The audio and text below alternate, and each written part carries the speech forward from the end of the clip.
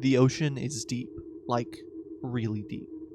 The ocean floor sits around 28,000 feet below surface level. That's 5.3 miles. How long would it take to swim all the way to the bottom?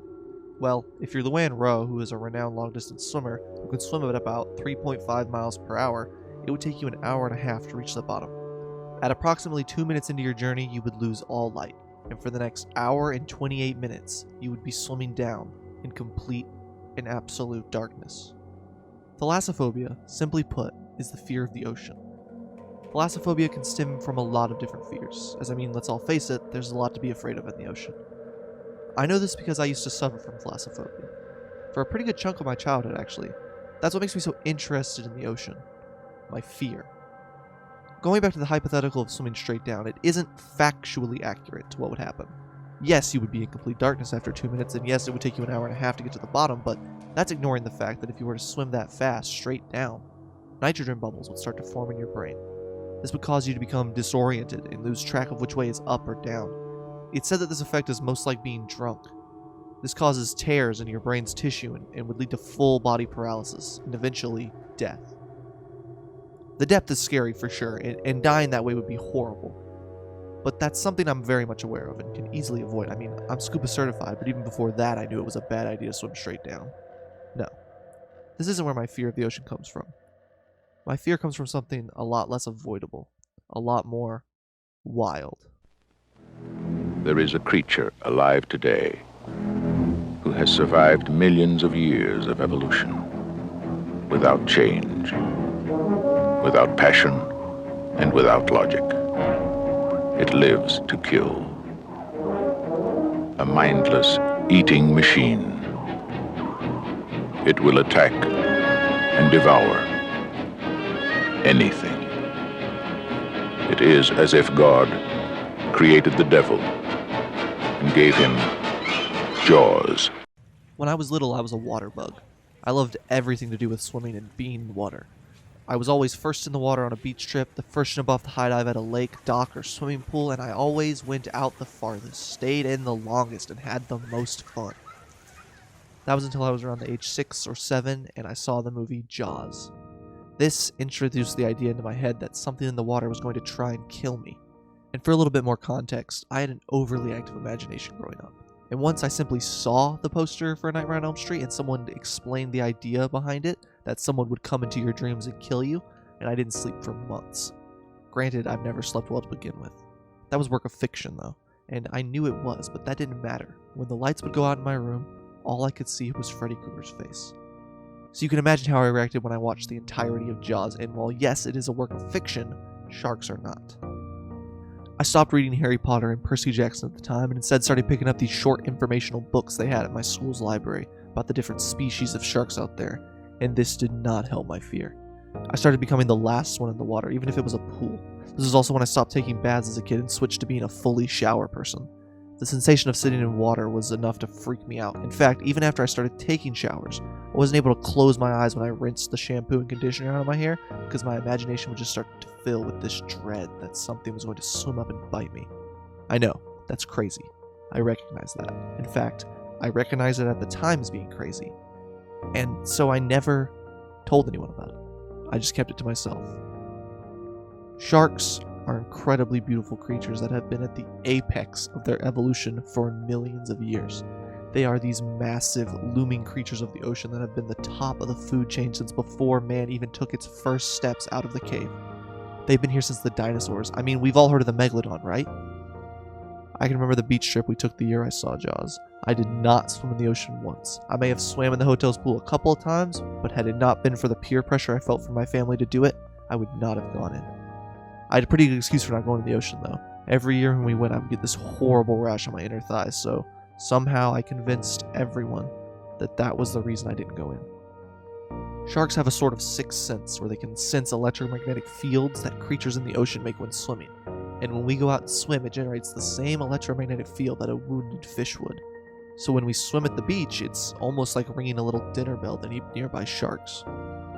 I can remember on the same trip, one of my uncles had rented a boat, and we were all getting on board, not at a dock, just at some beachy area. And in order to get on the boat, we had to step into the water, and granted it was probably no more than 1 foot deep. but that didn't stop my 7-year-old brain from running wild. I stood there for what must have been 5 minutes while everyone loaded the coolers, and themselves onto the boat. Everyone was too busy to notice me, which was good because if they had noticed, they probably would have seen the fear in my eyes. I just stood there, staring into the dark, murky water that I knew I was going to have to step into in order to get on this boat.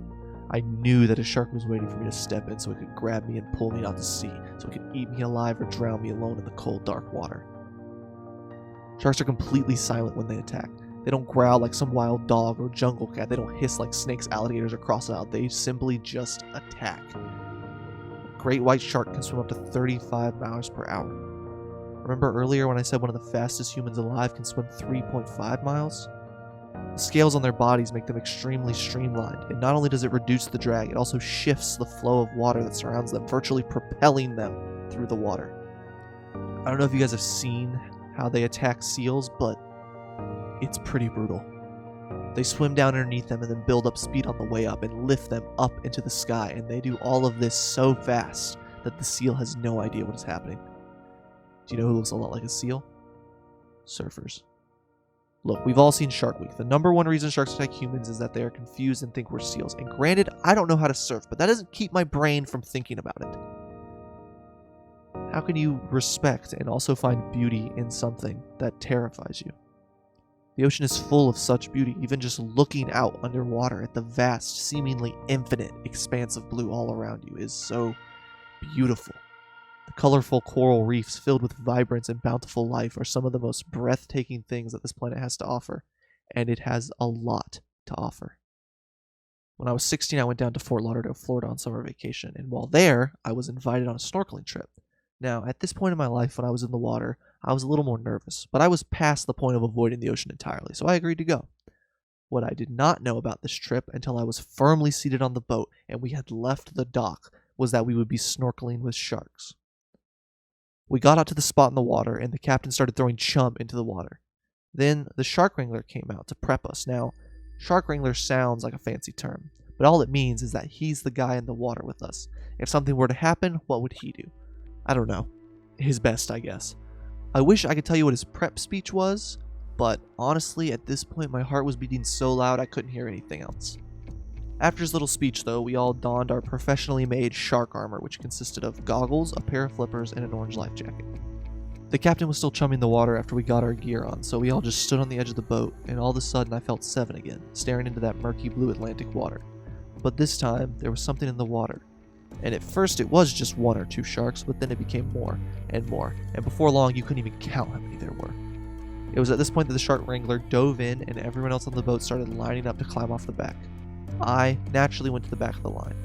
I wish that there was a way I could explain how fast and loud my brain was during this time. It would not shut up. The problem was, I didn't want to seem like a coward. Someone else paid for me to go, so I didn't want to waste their money. And all the other people on the boat were so hyped that I didn't want to be the one guy too scared to get in. One by one, everyone jumped in, and step by step, it got closer to my turn. I could see the looming shapes of the sharks darting back and forth as I approached the edge of the boat. I stood on the edge looking out at the sunrise, and as I stood there looking across the beautiful skyline, I thought about the huge impact that sharks had on my life, and how if I couldn't build the courage to jump in the water with them, I would be kicking myself for the rest of my life. So I took a deep breath, and I jumped.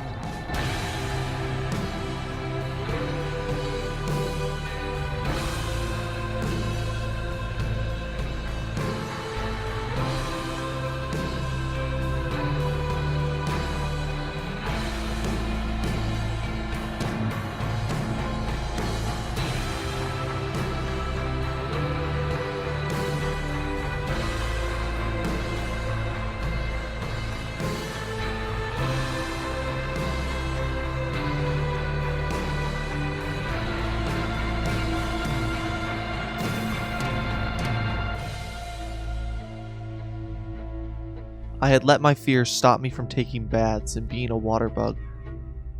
I let my fear keep me from being first in the water on a beach trip, the first to jump off the high dive at a lake dock or swimming pool. I let it keep me from being the one who went out the farthest, stayed in the longest, and had the most fun. I had let my fear keep me from being me. As I floated in the water, I realized for the first time in my life, I pushed through my fear. I stared down at the beast below, chewing on fish heads, and for the first time in my life, I wasn't afraid. Pushing through that barrier opened up an entire avenue in my brain that I didn't even know about. If I look back and had to pick a moment where I grew up, I would say that that was it. I realized who I wanted to be, and I've been following that every day since. This one experience has shifted my entire life into a new and more fulfilling direction that I strive to walk every day. And I know this probably seems a little overdramatic to some of you, but that's why I call this. Thanks for watching.